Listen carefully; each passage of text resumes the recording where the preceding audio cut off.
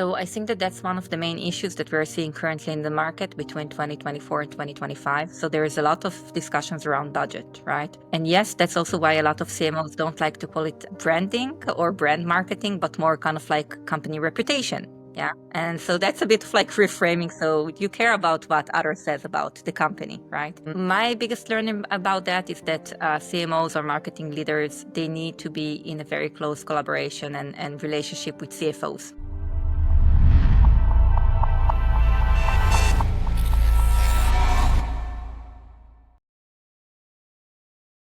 All right. Michal, welcome to the show. Hi, Ivan. Thank you for having me. It's my pleasure. Let's start by learning more about yourself, who you are, what you do, where you're from. Yeah, so I'm Michal. I'm originally from Israel, from a small town next to Tel Aviv. So that is basically where I grew up, but not only personally, mainly also professionally. So I don't know if everyone knows the Israeli tech, but there's a lot of respect to it, right? So many interesting things happening there. Basically, many time, like we start with developing a product and then you start with marketing it basically overseas to the US. So I actually started my journey as an SEO and content writer. And then I developed into much more kind of like leadership and technical roles. And that has led me to leadership positions in early stage startups. So it is a very eclectic journey. I should also mention maybe that I'm now living in Berlin. So I have relocated here around 7 years ago.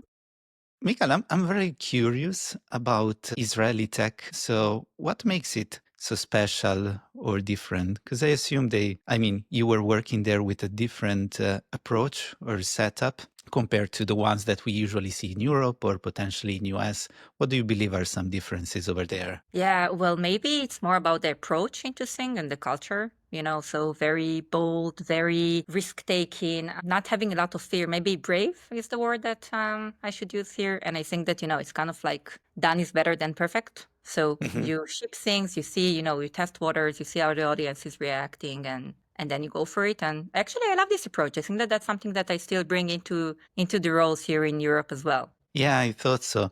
I wanted actually to ask you, what are you bringing now in Europe, and what's the difference in the culture of the companies between the Israeli and the European country, if there's anything that, in your opinion, stands out? Yeah, I think so. Basically, I'm based in Berlin, right? So I think that Germany is also a bit different than Europe, right? So there's like DACH, and then there's Europe, and then there's EMEA, right? And there's a Yeah. reason for all of this differentiation. You are based in Italy, so also it's different type of marketing there, I'm sure. In Germany, I would say that yeah, they're great with the infrastructure, processes. So how you want to get things done, what is the vision behind it? So they're like that's a I would say the main point of differentiation. I will say that in Israel, it might be a bit more eclectic. You have a vision and then you just strive, like you want to reach to that point. But it's actually pretty cool to bring that approach here to the Berlin scene. Yeah, and I think that also there are many people from Tel Aviv working here too. So I think that that's a great match. Yeah, true. And what made you decide to move from Israel to Germany? What attracted you about Germany? Yeah. So the main reason was actually my partner. So he got a job offer here and then we decided just like to go for it. So he's working in gaming art design. And then, for me, it was a great opportunity to start inventing myself, right? So I don't know, like test myself in different work environments. And also here it's really like international roles. So I've never only worked, like on the DACH region. This is not so much of my strength, of course. So I bring, the whole perception of international marketing, global marketing, etc. Yeah. And I assume you also have an entrepreneurial approach or mindset, because besides the classical job, you tend to do a lot of different things. Tell me more about this. How was your journey into the corporate or within companies versus all the other side activities that you're doing? What made you try to look for different things or for more beyond the typical jobs? Oh, yeah. Basically, I have a lot of energy. And I think that, I need to put my energy somewhere. So I think that that's what kind of like led me to wanting to do different initiatives. So mainly it's the CMOA podcast. So CMO Convo podcast that I'm the host in the past around 6 months. And also the Berlin Product Marketing Alliance community that I've established here. I do have a partner. Her name is Elana. But yeah, I think that it's all kind of like bringing different elements out of my personality and then just bringing that to the light, right? So with being a host, so I always wanted to be working as a journalist actually when I was younger. And by the way, it's funny to be on the other side now. It is different because usually I ask the questions. So I think that that's bringing that side, right, of wanting to be a journalist. And it's fun. It's fun. You can interview people, you can get to know them better, and you can get to know different perspectives. Yeah. So this time I get to do the easy part and you get to do the harder part. So we can stress test actually what is it like to be on the other side of the mic. Michal, let's start talking about the CMO podcast. What is it about? What, in your opinion, makes it valuable and who should listen to it? Yeah, so CMO Convo is part of CMO Alliance. So it's under the umbrella of the Alliance, basically. And the idea is to talk about the current events and trends that we are seeing in marketing as a whole. So it's not just about product marketing, it's about marketing in general. So I believe that any type of person who's working in marketing or even revenue can find themselves listening to this podcast and gaining some valuable insights. We mainly interview people that have, a certain agenda or specific perspective about the marketing and what's currently happening. And yeah, there's a lot of shifts in the market at the moment. So interesting conversations. But what's one shift that's worth highlighting, in your opinion? I think that it's the whole kind of like evolution of a CMO role or marketing leader, so it's not just for CMOs, of course, because I think that, CMO is a specific role, but basically marketing leadership is starting to change, right? So if you had, I don't know, like, let's say a few years ago, large marketing departments with different people doing, like being professional at one realm. So you had, like someone who's doing performance marketing, product marketing, SEO, content creation. Now there's a need in a different type of marketing leader, someone who can kind of like hold both ends. So both the strategic vision and the execution. So we are seeing a shift into leaner marketing teams, a lot of AI agents joining into teams. By the way, I just saw, I think it was a post by Elliot Ryder where he said that this year he's going to hire 9 roles. 3 of them will be AI agents and 6 will be people. And that was the first time that I saw, something like just written in that way, black and white, like I'm going to hire three AI agents. So you can see a shift, and it is impacting marketing leaders as well. Interesting. So it aligns with the tendency of optimizing the resources and also being able to leverage new technologies such as AI agents and so on to become more efficient, to become leaner, and also to anticipate new trends and technologies and stay ahead of the curve. That's also something I started to explore, and it is really interesting. On the other side, it's new, so we don't really know, or nobody knows what to expect or how this is going to evolve. But definitely stay on top of things, I believe, really helps. Yeah. What makes a good conversation when you interview people? What do you believe are the elements that make it useful, impactful? Because I assume you talk to lots of leaders, and your role is also to make them feel comfortable, to make sure that the conversation is driven in the right way. What does it make an effective and interesting conversation from all the ones that you've hosted so far? Basically, I think that it's the connection with the person that you are talking to, right? So that's where the magic happens, when you're kind of like going off script, when one topic leads into another, and then there's like this magic moment of, okay, that's a great insight that you didn't even know that you're gonna talk about. Do you have any favorite question that you like to ask? Like a repetitive question that I usually ask as a podcast host, I don't have it actually. I don't have it because with every interview, like every episode, it's really custom made to the person agenda, and they all bring some type of an agenda. So I like to keep things a bit more spicy. Yeah, good. Good answer. What is it like for a product marketer to talk to so many CMOs? So last year I went to the CMO conference for the first time after many years attending the product marketing conference, and the topics were different. The whole vibes of the room were so different. What is it like for you to talk to so many CMOs? What are the conversations, the connections, and also potentially some disagreements that you talk about? Yeah. So first of all, I'm not just a product marketeer. I have evolved a bit, into more, wider perspective, a broader perspective of both product marketing and growth. And that's also part of like I'm actually, I think, the only person in the alliance that is also like the ambassador for product marketing lines and for CMO lines. I never saw another person with like wearing these two hats. So I always say that I'm like a marketing leader, but the focus is product marketing. So I do understand, the whole wider conversation with CMO lines. It is a different conversation because mainly in that type of position, there is a lot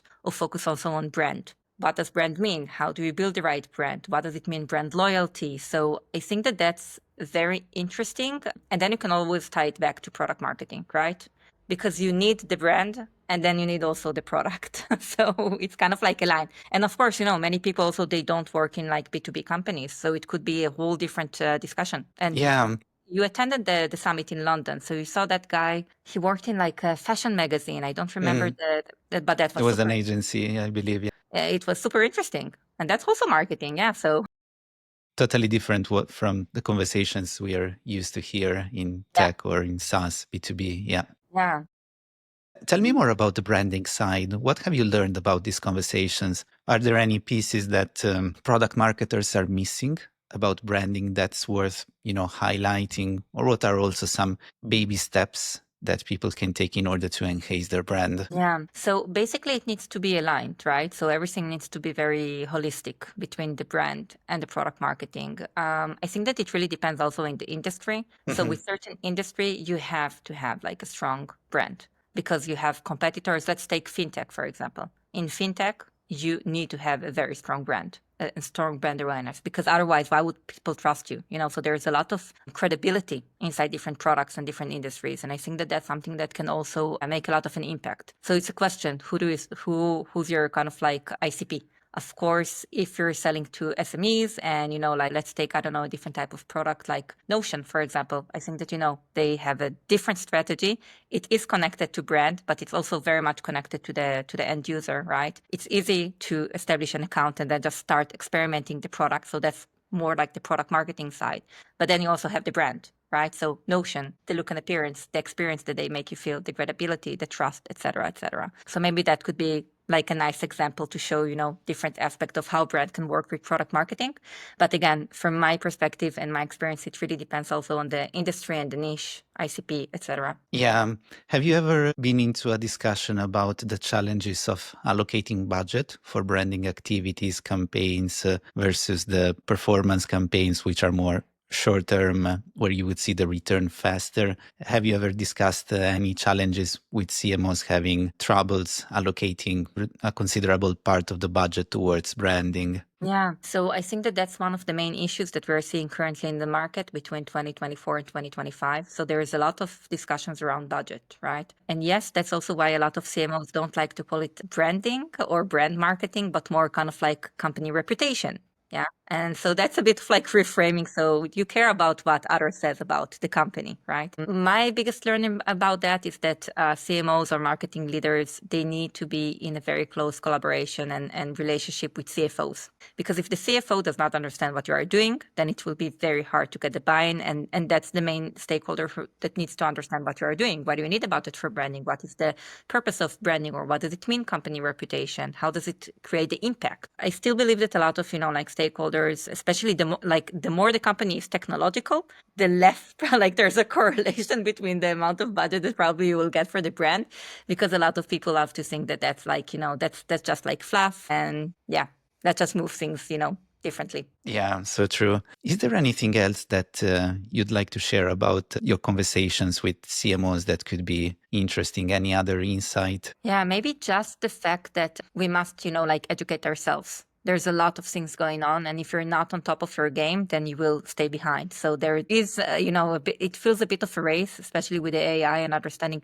how to utilize AI in a way that does not distract the market, but more kind of like really creating this leveraging and elevating ourselves as CMOs or marketing leaders, instead of like, taking out of our work scope. So true. Do you have any recommendation about resources, organizations, type of content that you would recommend in order to move forward with self-education? Yeah. So I think that the way that I see it is that, and I think that I read it in a book about how to know a person, if I'm not mistaken. I need to check that. But basically, with the rise of AI, there is another rise of the need in human relationship.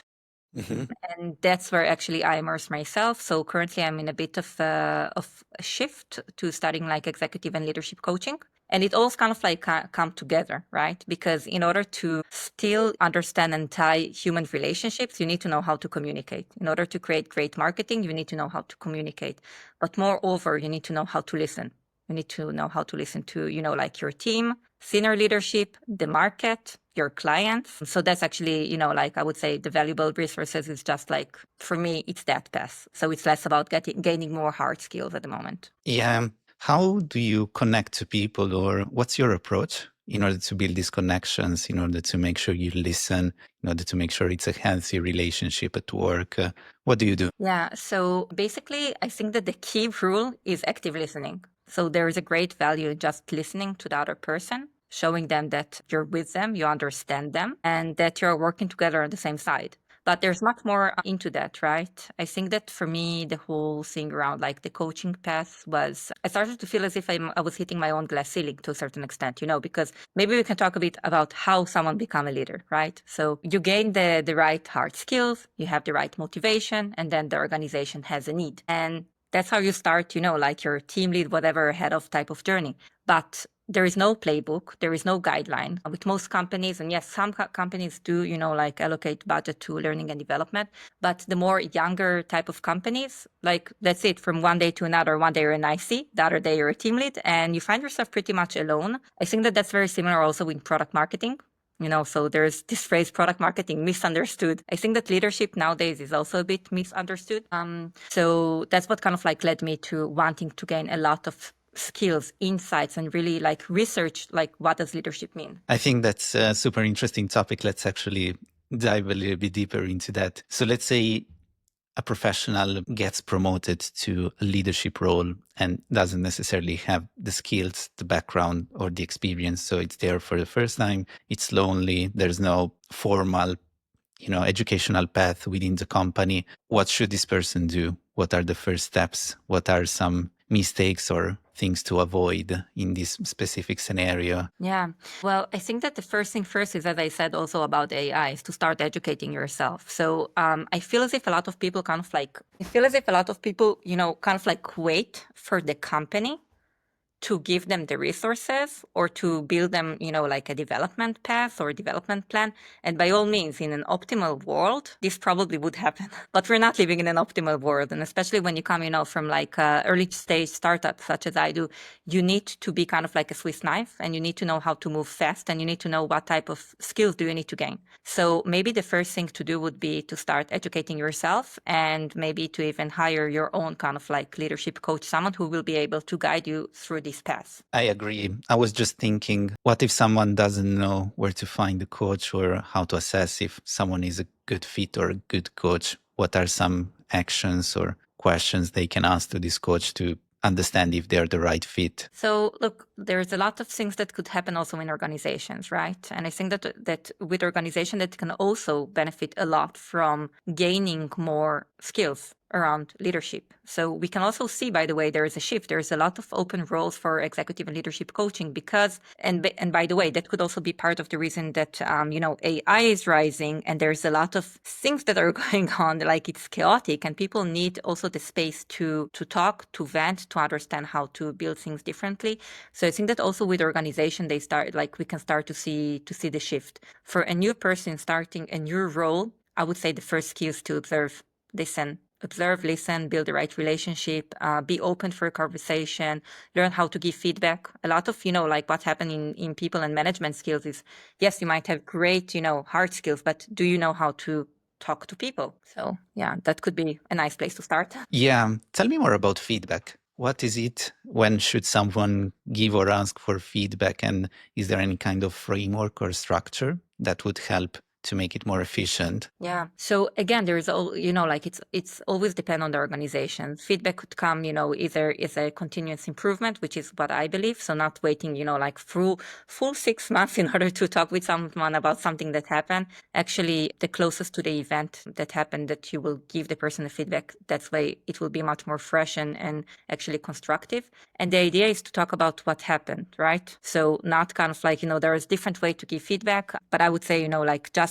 talk about what happened, not about the person. Don't accuse anyone, and just then, try to see how you can solve things together. Or do you see things eye to eye, right? So you can always start with like open-ended question. That's a great way to start. Asking powerful questions, trying to understand the other person's perspective. Yeah. How should it end, a feedback? And does it end with, action item, with a conclusion, with a follow-up discussion? What, in your opinion, is the best way to end a feedback? I would say, first of all, mutual understanding. So, like we talked about a topic, you need to know how to handle hard conversations. That's something that people need to be trained on, right? So and again, I just want to say something like some leaders, they are natural born leaders. They might have great charisma. They know how to lead people. They know how to handle hard conversation. They have great people skills. But for most of us, let's be honest, it's not there. And that's fine. We are not perfect. That is okay. But we need to gain the knowledge and train ourselves, right? And each person has their own, personality, communication style, and we can adapt, by the way. So you can also adapt to the other person's communication style. There are different type of conversation that you can have. It could be more logical, more analytical, or more from your heart, more from your gut. It's like really different.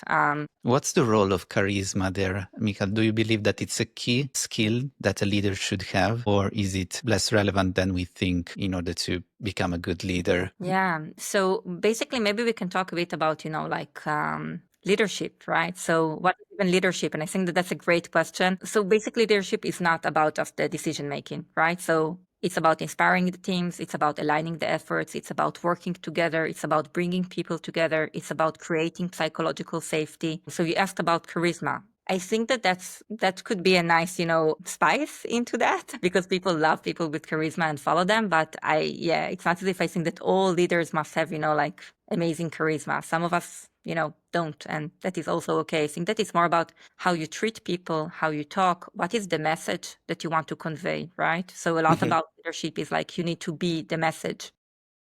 Yeah.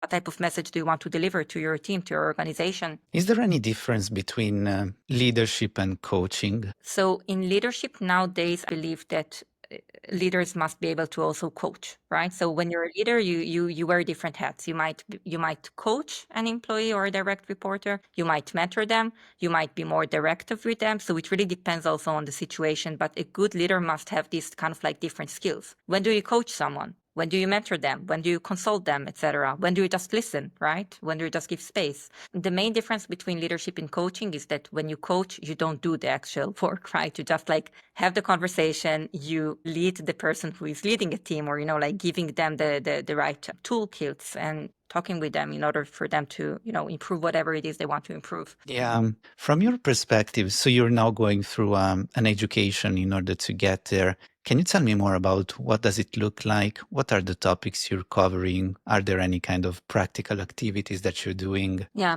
So actually, I'm studying in two different institutes. I started with the co-active approach, which is much more about, like, I would say, emotional perspective. And I think that a lot of time people think like, okay, businesses, it has nothing to do with emotions. And, most of us don't bring emotions to work, or we talk less about our private life, et cetera, et cetera. But there are actually a lot of emotions running high, especially in startups. So I actually started with that, like kind of like how to do the more emotional processing side of coaching. And now I'm just like focusing on the executive and leadership coaching. And with that, you have a lot of frameworks, right? So how do you even approach, leadership coaching? What does that mean? How do you assess the leaders? How do you assess an organization? How do you assess a group? How do you know what they need to improve on, right? So there's a lot of kind of like frameworks that actually you can bring into the table. I would say that, with the institute that I'm currently studying, it's very structured. And there's a lot of knowledge that you can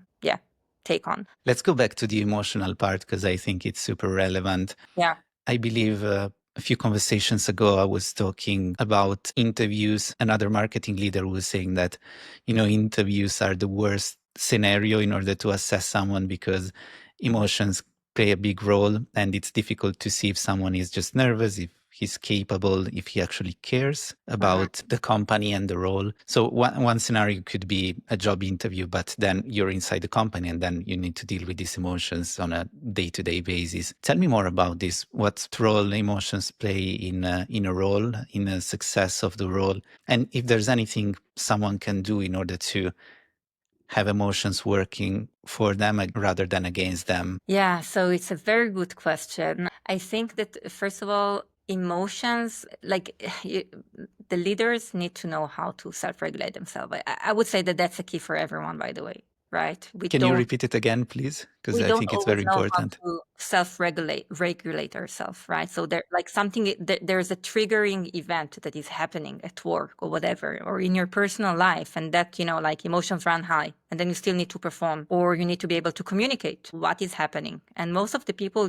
especially us millennials, we don't have these skills, unfortunately, So I think that emotions first, like you should know how to understand yourself. Maybe that's the first key, and that's not an easy task, by the way. Now, in terms of like working together in teams and groups, so there are different assessment tests that you can take. For example, Birkman or for example, Hogan, that can actually show what happened to a person when they're under a lot of stress. Yeah. And then, like this evaluation test will give you the answer. Okay, so just as an example, a person, when they're under extreme stress, they're becoming, like much more introvert, they communicate less, and they're just really task oriented. Mm-hmm. So if, for example, we now take a group of people and we run this test with them and they're all working together, now they can understand each other, how it might look like when they're under stress. And when you don't have that, when you're not doing these assessments, or if you don't know yourself, well enough to communicate, hey, actually, when I'm under stress, like this is like what's happening is A, B, and C.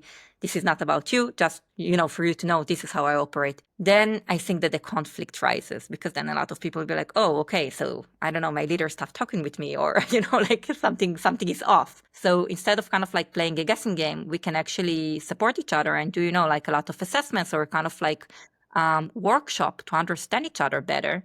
And then you reduce the conflict and you vent that. So I think that a lot of the leadership coaching is great for prevention. So it's not only like, okay, let's bring an executive coach, into the organization because we are in crisis. It could basically be in order to establish the right culture from the get-go and establish really strong teams from the get-go. So one good strategy could be to anticipate a scenario by saying to your manager or to someone who you're managing, look, in this type of situation, this is what tends to happen. This is how I feel. And this is the reaction I might have. So be prepared. It's nothing to do with you. It's just the way I process things. Yeah. So look, let's be honest again, in an ideal world, maybe people will talk like that, but people do not like to be so vulnerable at work. So I think that having, this very safe environment of like a workshop or a team, offsite, when you talk about these things and you do this evaluation, and then each one can share from their evaluation,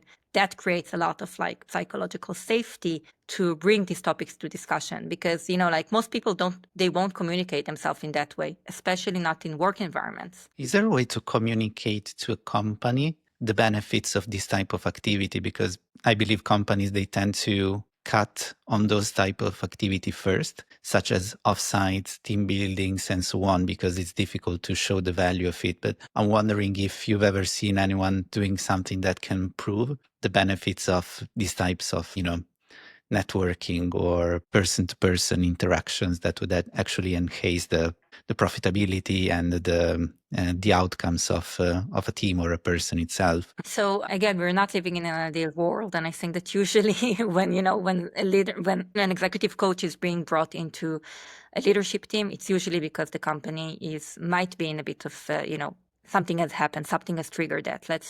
Some example could be reorganization, restructuring of the organization, shifting. So a lot of time there is a trigger to bring in an executive coach. I think that now it's changing and developing, and most people, especially in this volatile time, I think do have a coach, and then they can talk about it. So people talk about, hey, I'm having coaching sessions, or it changed my life. It helped me in that and this, and then it's kind of like spreading the word in a way. Is it more frequent to have executive coaches in-house, so part of a company, or is it more frequent to have them as external collaborators? Yeah, I think that it's a good question. It really depends on I would say the size of the company, but then also the culture. So I think that in the US, yes, there's a lot of investments in leadership and development, etc. I think that the huge enterprises, of course, like Amazon, DHL, Cisco, Google, etc. I'm sure that they also have the awareness that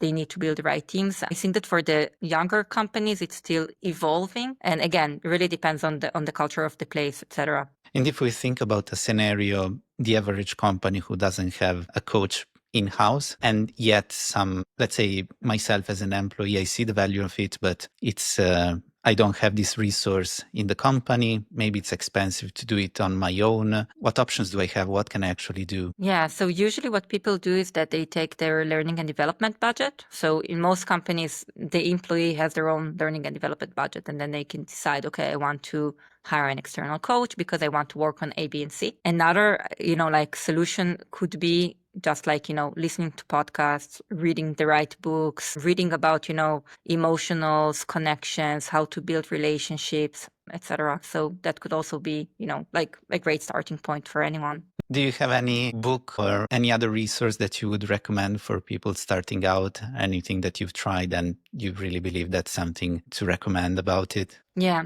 So first of all, you can follow me on LinkedIn because I publish a lot about the books that I read there.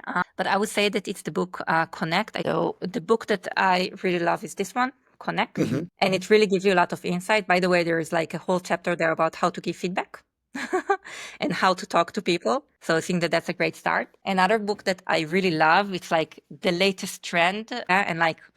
I'm not crazy about latest trends, but that's actually a great book. So it's The Let Them by Mel Robbins. I don't know if you... Yeah. So that's a lot about the self-emotional regulation. Mm-hmm. There's a lot of insights here. And it's a funny book. She has a podcast, right, about the role. That's an amazing podcast, yeah.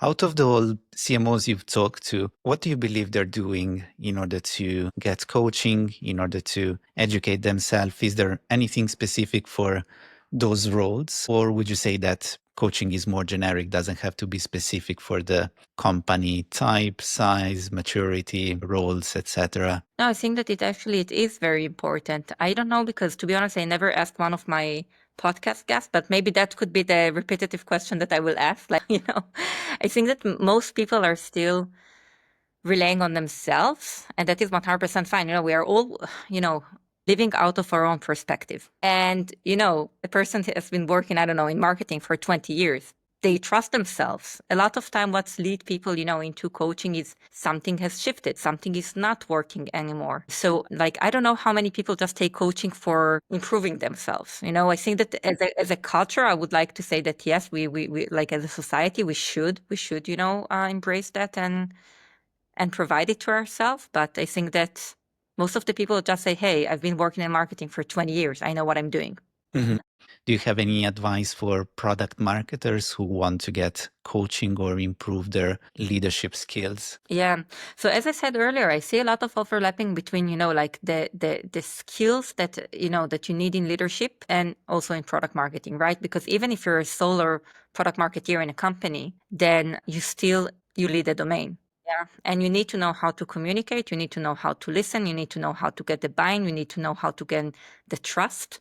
You need to know how to communicate your message internally and then externally into the market. So there are a lot of overlapping. And if you see that, I think that in product marketing, we see actually a lot of people offering product marketing coaching, like really focused just on the product marketing realm. So yeah, basically anyone can benefit from coaching, and especially if they work in corporate or in startups. Perfect. Michal, we're getting to the end of the conversation. Before we wrap up, where can people reach out to you? Do you have any social media presence or anything that you would recommend? Yeah, so I live in LinkedIn. So I think that LinkedIn at the moment is the most interesting social media channel that I use. So you can easily find me there. Perfect. Michal, thank you so much for being with me today. I've learned a lot, and well done. We'll be connected on LinkedIn and looking forward to see your next book recommendations and tips on LinkedIn. Oh, thank you very much, Ivan. Likewise. Thank you for having me today. Thank you for joining me today. Remember to follow the podcast, and if you liked it, please leave a review. Until next time, keep forging your own path.